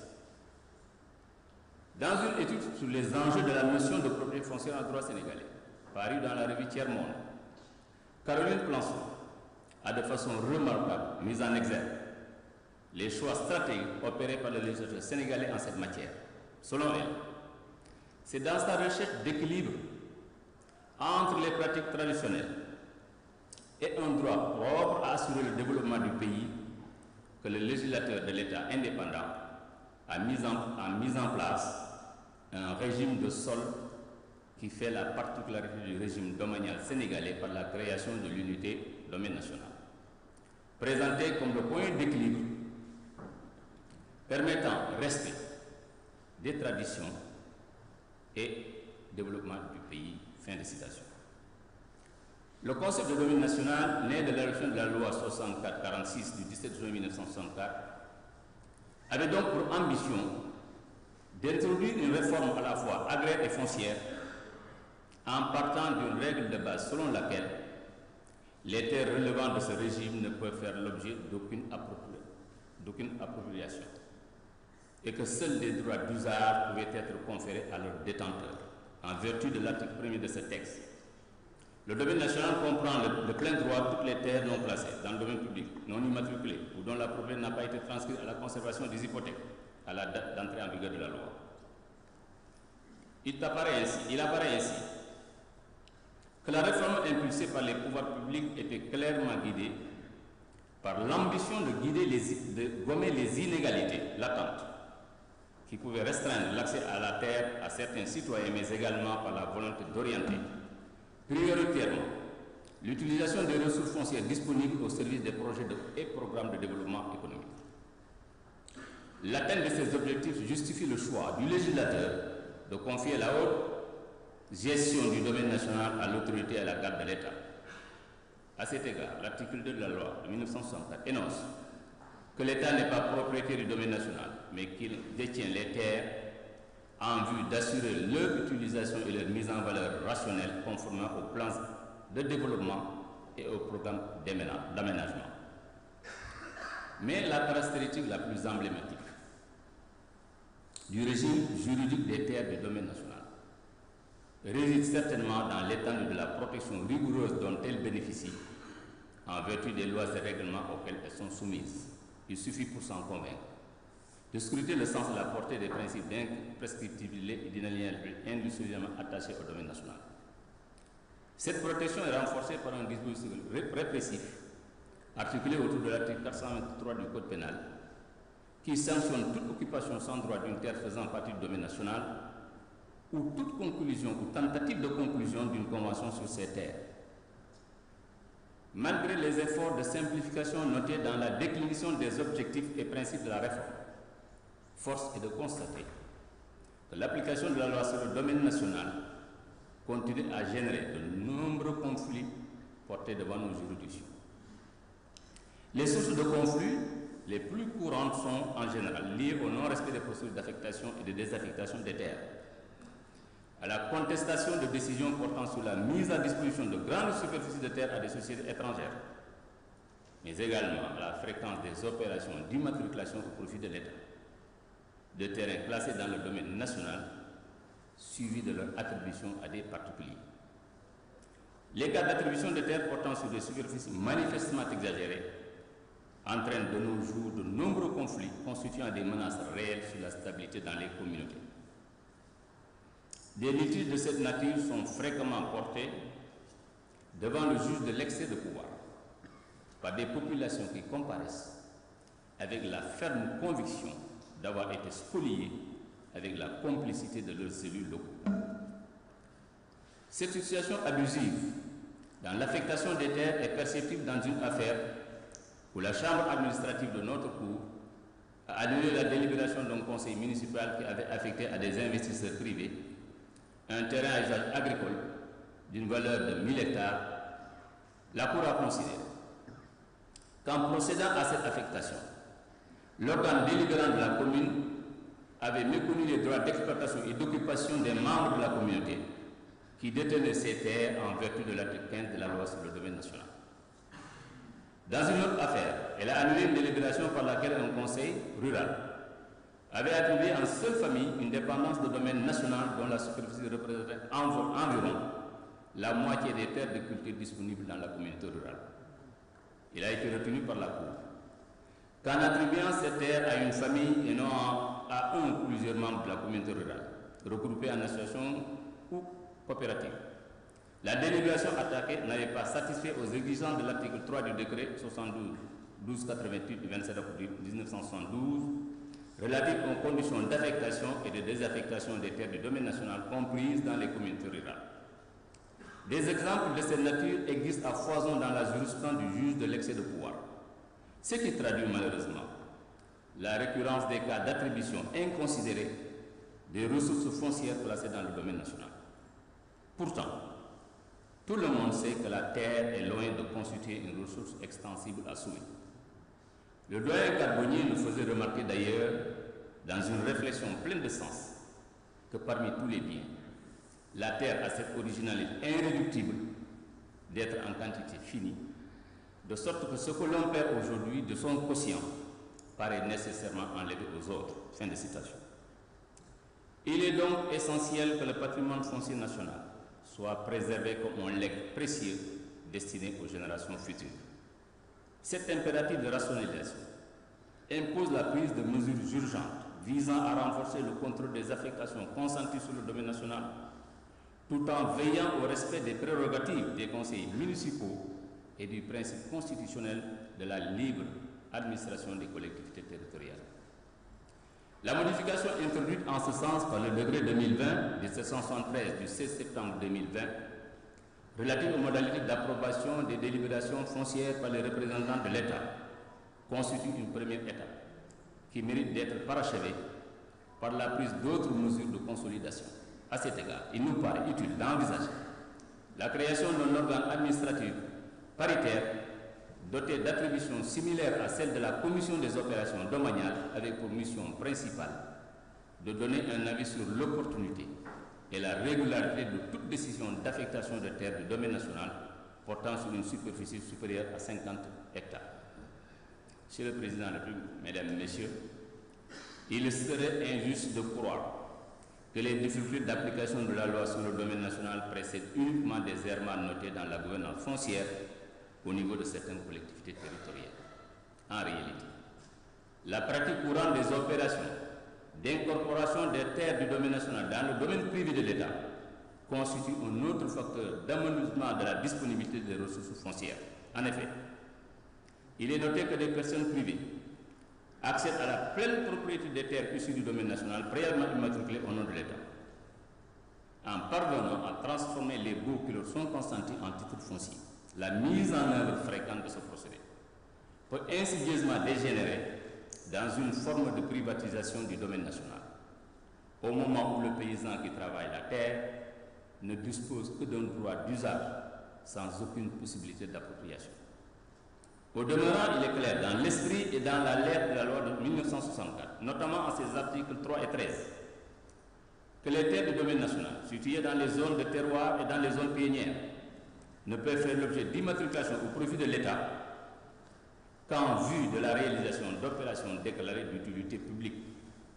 Il est donc nécessaire, pour préserver le climat de paix sociale si cher à notre pays, d'accentuer le contrôle sur les procédures d'immatriculation des terres du domaine national lorsque celles-ci doivent faire l'objet d'attribution à des particuliers par voie de bail, notamment par l'élaboration de cahiers de charges garantissant le respect de l'intérêt commun et le développement durable. Je voudrais également suggérer que le caractère hautement social de la loi numéro 2011-06 du 30 mars 2011 portant régime de la propriété foncière, qui a autorisé la transformation des permis d'habiter et autres titres similaires en titres fonciers, puisse inspirer une réforme de la loi sur le domaine national dans le sens de conférer des droits réels sur les terres des zones de terroir dans les cas où la mise en valeur aura été jugée suffisante. C'est le lieu de signaler l'abrogation malencontreuse par cette même loi de l'article 19 du décret de 1932 qui renvoyait à l'article 505 du Code civil et qui réglemente les rapports entre propriétaires de fonds et constructeurs, le législateur ayant omis de lui substituer des dispositions nationales pour régir ces rapports. Mais en attendant de combler ce vide juridique, le juge est amené, pour éviter un déni de justice, à faire œuvre prétorienne. Il se pose aussi le problème de l'insécurité juridique qui peut naître des dysfonctionnements de notre administration. En effet, des populations attributaires de titres à usage d'habitation, en vertu des délibérations des collectivités territoriales approuvées par le représentant de l'État, construisent sur la base d'autorisations délivrées par ces dernières après instruction technique des services de l'État. Malgré tout, sans aucun état des lieux préalables et sans enquête de proximité Et donc, sans indemnisation des propriétaires d'impenses, il est procédé à l'immatriculation de ces terrains à l'initiative de l'administration. Et à la suite, des baux sont ainsi délivrés à des particuliers qui s'empressent d'entreprendre des procédures d'expulsion ou des procédures pénales, parfois pour occupation illégale de terrain appartenant à autrui. Cette situation prend aujourd'hui des proportions inquiétantes, entraînant de nombreux conflits fonciers pouvant déboucher sur de graves troubles sociaux. Il importe, par ailleurs, de relever que l'absence d'un cadastre rural est à la base de nombreux conflits, à cause de l'incapacité des autorités locales à maîtriser la consistance réelle des terres comprises dans les limites de leur terroir et du défaut d'inscription des droits d'usage consentis sur le domaine. Ainsi, des litiges liés à des cas d'affectation concurrente sur un même terrain, de désaffectation irrégulière ou de fixation de limites des terres sont régulièrement portés devant nos juridictions. En attendant l'adoption d'un dispositif moderne de cartographie des terres et d'inscription des droits qui leur sont attachés, la survenance de ces situations conflictuelles pourrait être évitée si les organes administratifs compétents s'attelaient à la mise en place dans chaque terroir du cadastre foncier prévu à l'article 26 du décret fixant les conditions d'application de la loi relative au domaine national. Monsieur le Président de la République, Mesdames, Messieurs, malgré les difficultés notées dans l'application de la loi, les juridictions compétentes s'efforcent d'exercer rigoureusement la fonction de contrôle de légalité et de préservation des droits conférés aux occupants exploitants des terres du domaine national. À ce titre, la Chambre administrative de notre Cour annule systématiquement des délibérations par lesquelles les conseils municipaux procèdent à des désaffectations de terres au mépris des conditions de fond et de forme prévues par la loi. Il est heureux de constater, à travers les décisions rendues, que les enjeux de sécurité et de stabilisation sociale attachés à la loi sur le domaine national sont dûment pris en compte par les organes judiciaires compétents. Je voudrais à cet égard faire observer dans l'application de la loi sur le domaine national que le juge, dans l'exercice de son pouvoir de contrôle, s'appuie sur une vision globale qui intègre plusieurs préoccupations, notamment celles liées à la protection de l'environnement.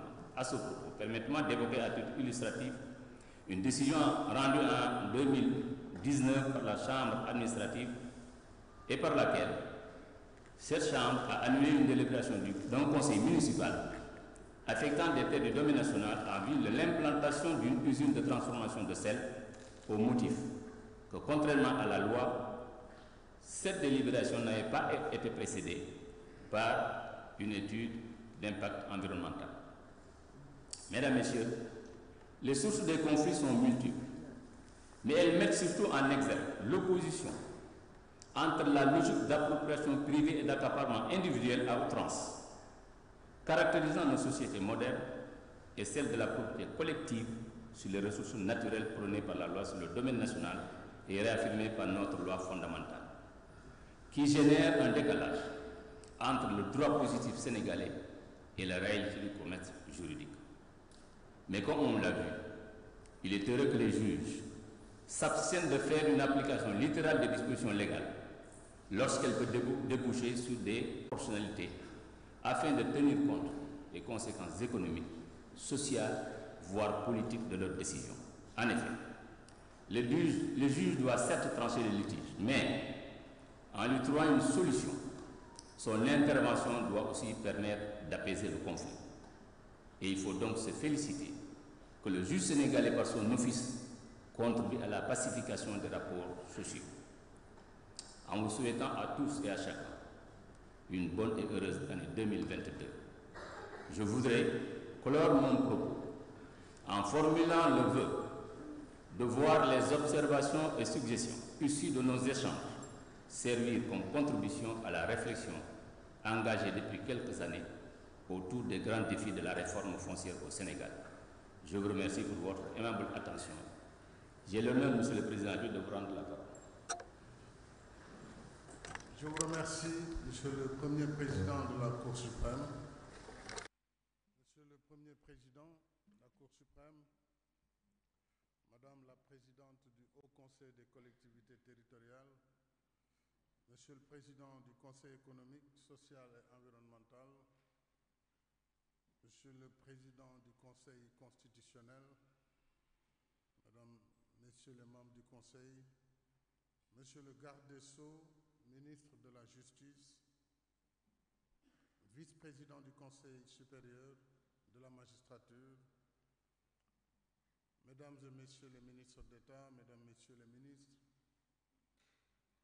Mesdames, Messieurs les ambassadeurs et chefs de mission diplomatique,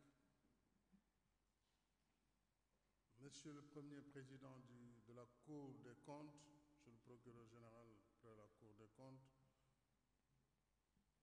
Mesdames et Messieurs les chefs de juridiction, Monsieur le Médiateur de la République, Monsieur le Président de la Commission électorale nationale autonome, Monsieur le Président de la Commission nationale de régulation de l'audiovisuel, Messieurs les officiers généraux, Monsieur le gouverneur de Dakar, Mesdames, Messieurs les anciens chefs de juridiction suprême, Mesdames, Messieurs les recteurs, Monsieur le bâtonnier de l'Ordre des avocats,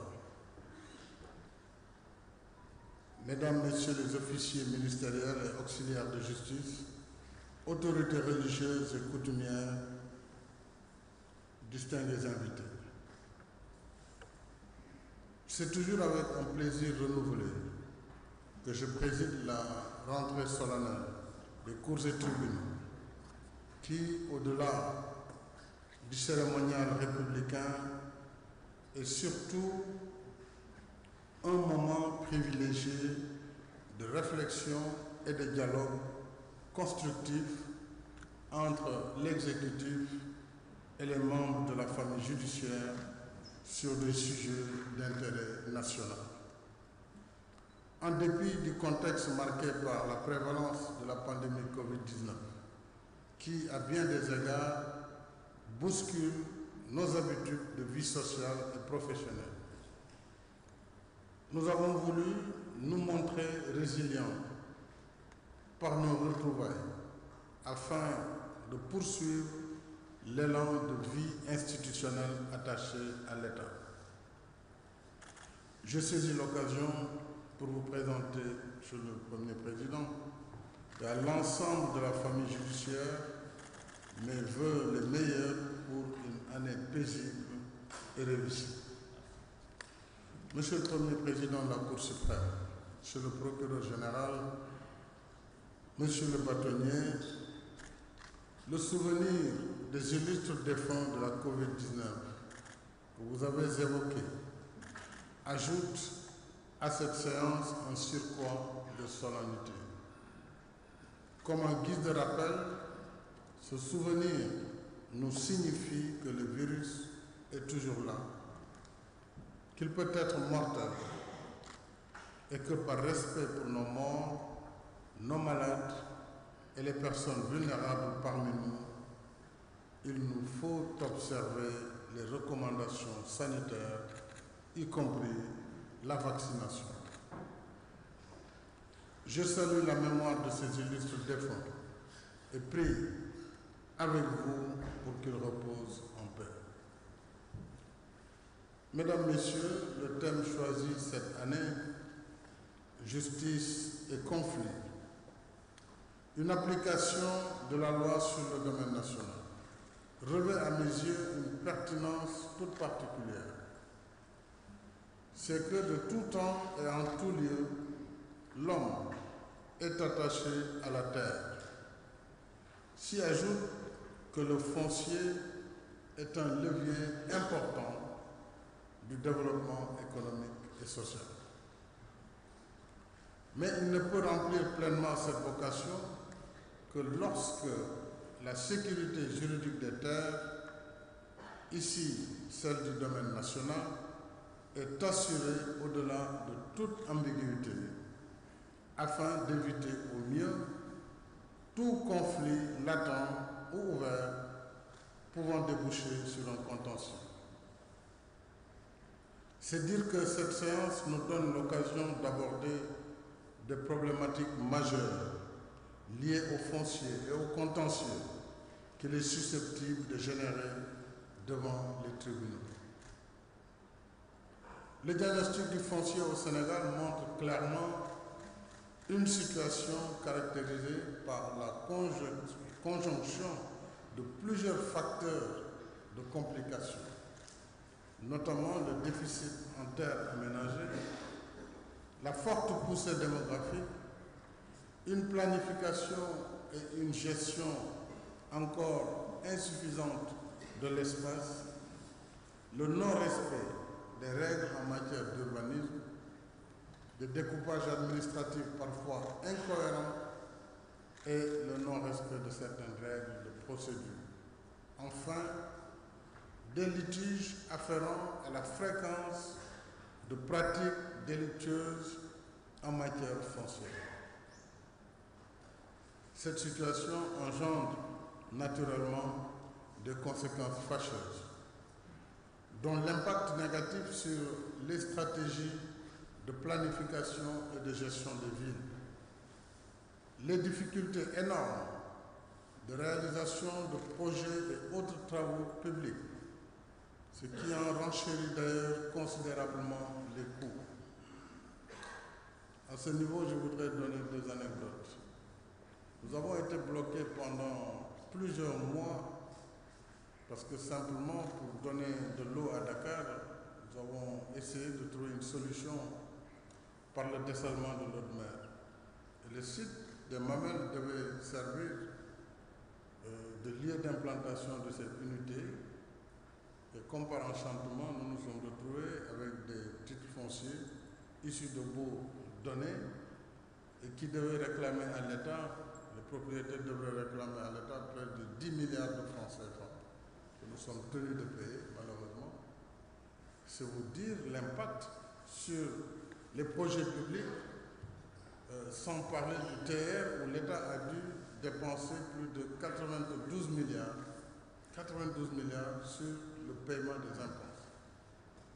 Compte non tenu du fait que j'avais indiqué très clairement au gouvernement que tout bail ou titre foncier sur l'espace qui serait postérieur au lancement des travaux de ce TR ne ferait pas l'objet d'indemnisation. Malgré cela, nous avons quand même dépensé plus de 92 milliards sur les impôts.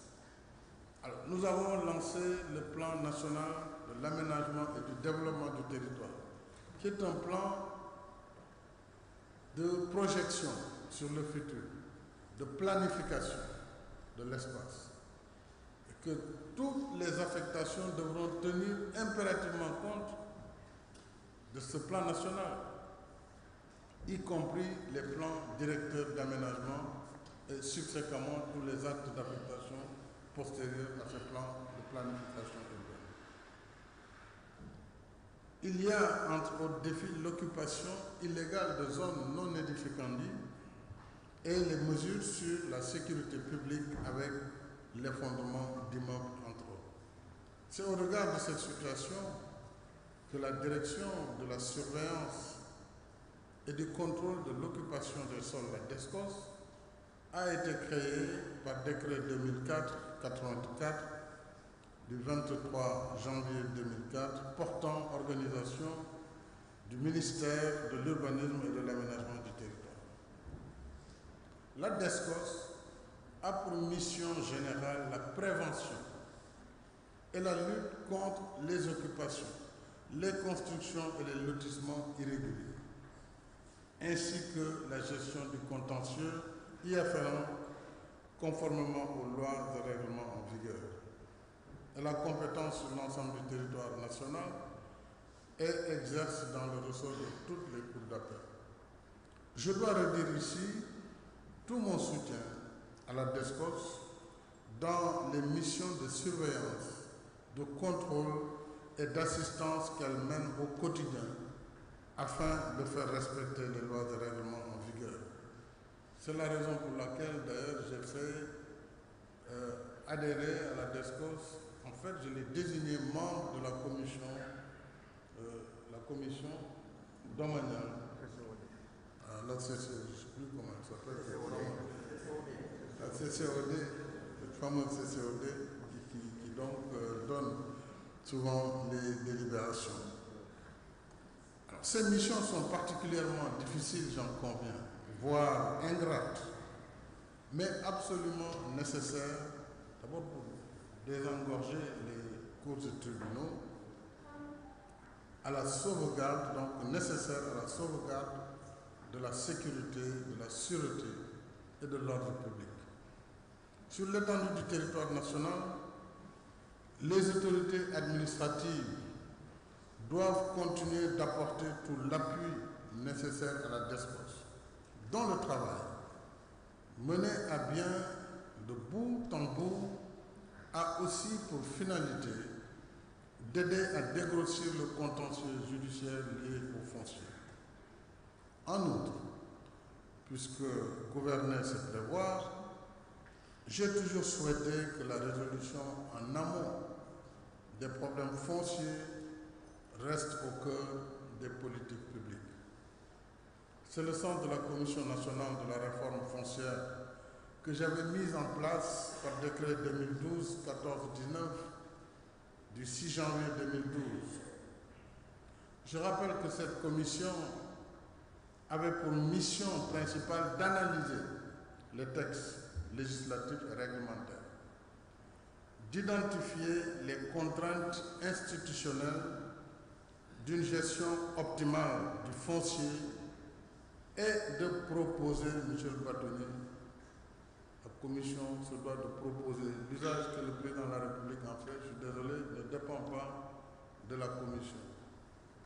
Je crois que lorsqu'on est chargé de proposer, on fait son rapport et il appartient à celui qui en était le commanditaire d'apprécier la lumière des conclusions et propositions, ce qu'il en fait.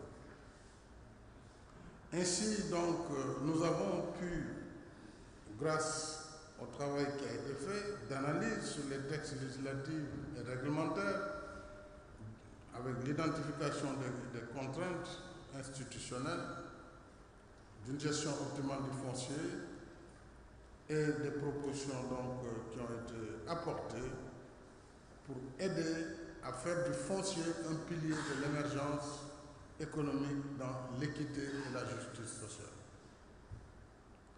Conformément à son mandat de 4 ans, elle a déposé son rapport le 20 avril 2017 avant d'être dissoute par décret numéro 2017-998 du 16 mai 2017. Auparavant, en mai 2016, j'avais recueilli l'avis du Conseil économique, social et environnemental sur le rapport de la Commission, avis que le Conseil a soumis le 16 novembre 2016.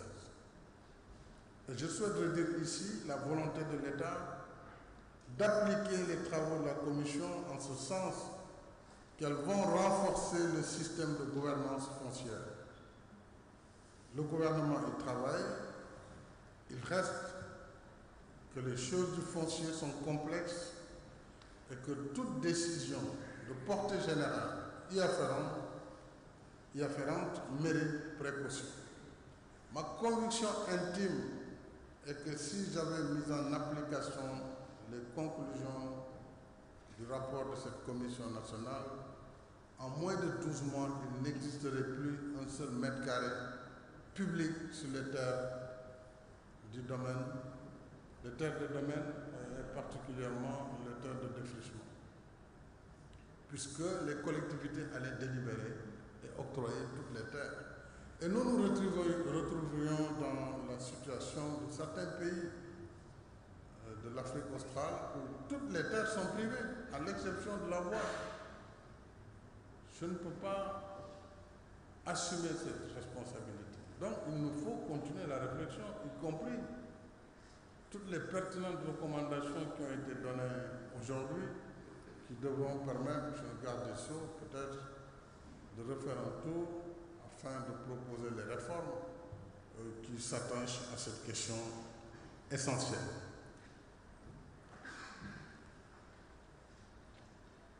Alors, il y va de l'équilibre à garder entre les différents enjeux et conséquences qui s'attachent à la question foncière.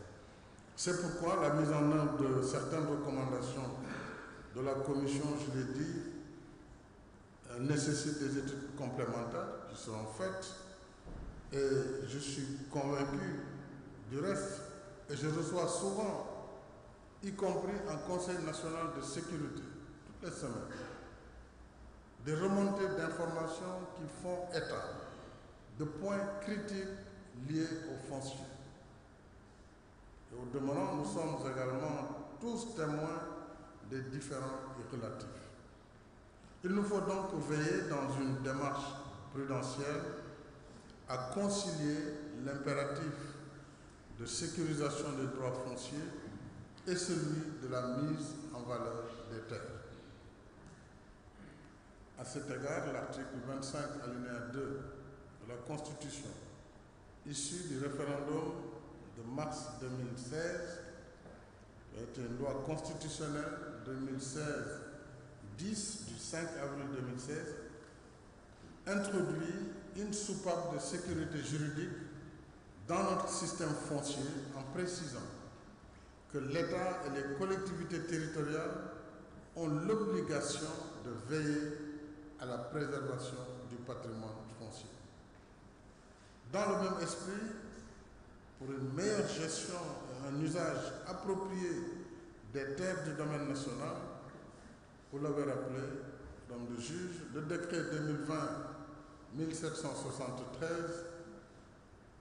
a modifié celui de 72, le décret 72-1288 du 27 octobre 1972 relatif aux conditions d'affectation et de désaffectation des terres du domaine national. J'ai souhaité, par là, réglementer l'attribution des terres de culture et de défrichement comprises dans les communes en conditionnant la validité des délibérations des conseils municipaux à l'approbation du gouverneur de région compétent par acte réglementaire enregistré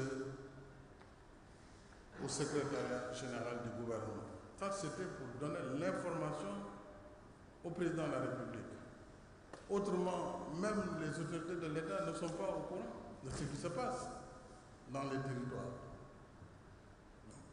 Au-delà de 50 hectares, cette obligation est devenue aujourd'hui assurée grâce à ce décret de 2020. Et ceci afin de renforcer le contrôle par l'État des superficies octroyées. N'oublions pas en effet que par définition, l'État, garant de l'ordre public et de la sauvegarde du bien commun, a un droit de regard sur l'ensemble de ses démembrements. En outre, nos politiques publiques en matière foncière sont en droite ligne du plan Sénégal émergent.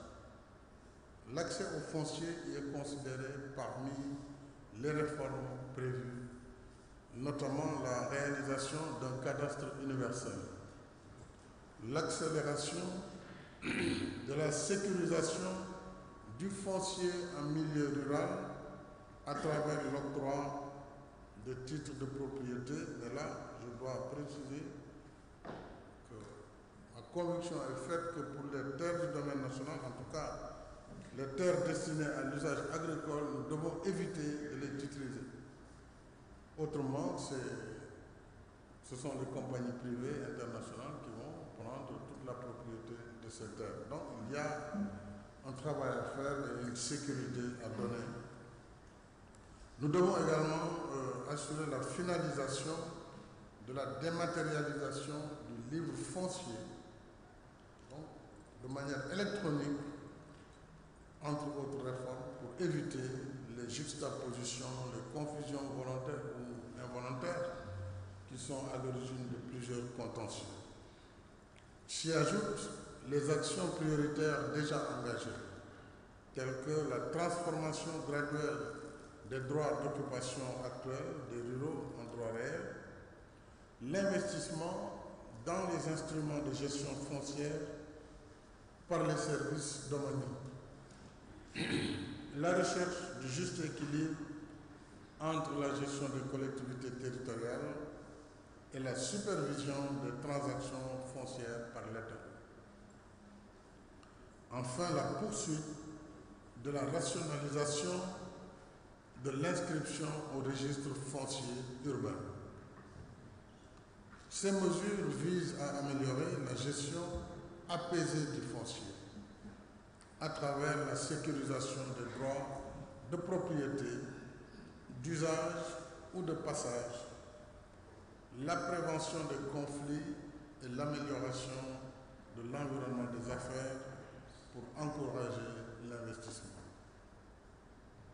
Mesdames et messieurs, s'agissant de l'aspect du thème qui touche à la contribution du juge dans la gouvernance foncière par l'application des règles et principes issus de la loi sur le domaine national, force est de constater que la thématique foncière reste un sujet d'intérêt majeur pour la justice, au point de faire l'objet de 3 rentrées solennelles. En 1980, sous le thème de la propriété foncière. En 2005, sous la problématique du droit de la terre. Et en 2022, avec le sujet qui nous occupe. Du reste, vous l'avez confirmé de façon pertinente, Monsieur le Premier Président de la Cour suprême, Monsieur le Procureur général de la Cour suprême, en évoquant l'abondance du contentieux foncier, en particulier celui portant sur les terres relevant du domaine national. Le constat est fait que les sources de conflits les plus courantes sont en général liées au non-respect des procédures d'affectation et de désaffectation des terres, à la contestation des décisions portant sur la mise à disposition de grandes superficies de terres à des sociétés privées, j'allais dire, pour ne pas stigmatiser, des sociétés étrangères seulement, mais également à la fréquence des opérations d'immatriculation au profit de l'État, de terrains classés dans le domaine national, suivi de leur attribution à des particuliers. À ce niveau aussi, on doit relativiser. On est d'accord qu'il y a moins de 5% de terres immatriculées au Sénégal. Donc il n'y a pas une abondance quand même d'immatriculation dans le domaine privé de l'État. Du reste, tout dépend des usages. Pour les usages d'habitation, il est de notoriété qu'on doit pouvoir déclasser du domaine national vers le domaine privé de l'État en vue de l'octroi de baux à usage d'habitation. Donc, il faut des règles d'équilibre selon les usages. Alors, le brillant exposé dont Mme Elisabeth Ndao-Diouf-Niang, juge au tribunal du travail hors classe de Dakar, nous a gratifié sur le thème, illustre à suffisance la base juridique du contentieux et les réponses pédagogiques apportées par le juge. Qu'il s'agisse par exemple du contentieux de l'immatriculation des terres relevant du domaine national ou de revendication des droits sur un même site du domaine. Tout compte fait, la loi de 1964 sur le domaine national reste à mes yeux un cadre légal original qu'il faut conserver dans ses principes fondateurs et ses finalités socio-économiques en l'adaptant toutefois aux impératifs du présent et du futur. Il faut tout juste veiller à ce que l'innovation, tout en favorisant le progrès, ne génère plus de conflits qu'il n'en rêve. Et dans l'esprit que voilà, je souscris à toutes vos recommandations pertinentes. En ce qui concerne la décentralisation du contentieux du recours pour excès de pouvoir en matière foncière, je marque mon accord pour son instauration au niveau des cours d'appel, ce qui permet de désengorger la Cour suprême. Alors là aussi, j'ai vu que le procureur général ainsi que Madame le juge proposent plutôt une décentralisation dans les cours et tribunaux directement. C'est une question ouverte. En tout cas, je n'ai pas d'opposition par rapport à cette pertinente recommandation. Et cela permettrait naturellement le désengorgement de la Cour suprême et aussi de rapprocher la justice des justiciables, tout en conservant la solennité de ce contentieux qui met en jeu la légalité des actes administratifs. S'agissant de la mise en place d'un cadastre foncier national, le ministre des Finances et du Budget veillera à l'exécution diligente de ce projet visant à assurer une meilleure gestion de la tenure foncière et faciliter le traitement du contentieux devant les tribunaux. À ce titre, la mise en place d'un portail national du foncier permettra, par exemple, à tout usager de consulter l'information géographique sur un titre ou une parcelle. Sur le renforcement des moyens humains et logistiques de la justice, d'importants efforts ont été consentis. En 2021, 9 magistrats, 25 greffiers et 92 agents pénitentiaires, tout grade confondus, ont été mis à la disposition de l'administration de la justice pour renforcer les effectifs. La construction du centre de formation judiciaire a été achevée. Une nouvelle salle d'audience moderne et 8 bureaux ont été également construits au palais de justice de Pikine-Guédiawaye pour augmenter l'offre de services et améliorer les conditions de travail du personnel. Les tribunaux d'instance de Rufisque, Kolda, Dagana et Ziguinchor, mais aussi de Diourbel, tout comme les tribunaux de grande instance de Kaolack et Ziguinchor ont été réhabilités. La cour d'appel de Tambacounda a été entièrement construite et inaugurée. Enfin, la rénovation du tribunal d'instance de Thiès et la construction du terrain multifonctionnel du centre de premier accueil de Ziguinchor sont en cours de réalisation. Bien sûr, nous avons le programme sur plus de 250 milliards qui est entré en vigueur pour la modernisation des infrastructures judiciaires, y compris la construction de la Cour suprême, mais également de la chancellerie et de la maison des avocats pendant qu'on y est, ainsi que la chambre des notaires et de tous les officiers ministériels sont pris en compte dans ce programme. Monsieur le bâtonnier, en vous félicitant pour votre exposé perspicace, j'ai noté votre préoccupation relative à la nécessité d'associer les avocats dans les consultations et les réformes. Je suis d'avis que cela relève du bon sens.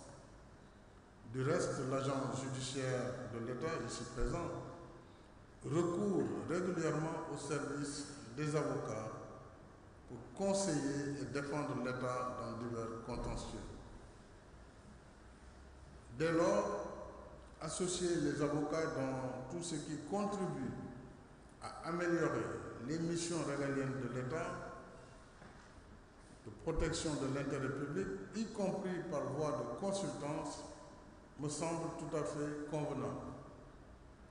Je pense notamment aux contrats complexes régissant les activités de l'industrie extractive.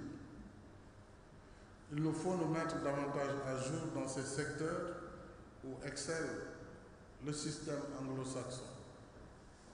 C'est cela aussi le sens du dispositif légal et réglementaire relatif au contenu local. Il s'agit de faire en sorte que les énormes opportunités du secteur extractif en matière de consultance et de conclusion de contrats puissent bénéficier à tous les corps de métier qui s'y activent. À cette fin, j'ai demandé à la direction de l'Institut national du pétrole et du gaz, l'INPG, d'accompagner la formation des avocats dans ce domaine. Mesdames et messieurs, Monsieur le Premier Président, je vais conclure en ayant pleinement conscience que le sujet, aussi vaste et complexe que la matière qu'il prétend couvrir, n'est pas épuisé. Il faut plus qu'une rentrée solennelle des cours et tribunaux pour y arriver. C'est pourquoi je veux compter sur la sagacité de la famille judiciaire et des experts du foncier pour nourrir et entretenir la réflexion. Soyez assurés que je reste ouvert et attentif à toute contribution y afférente, car moins de litiges fonciers allège le gouvernement dans ses missions régaliennes de régulation de l'ordre public et désencombre le système judiciaire dans ses tâches permanentes de dire le droit.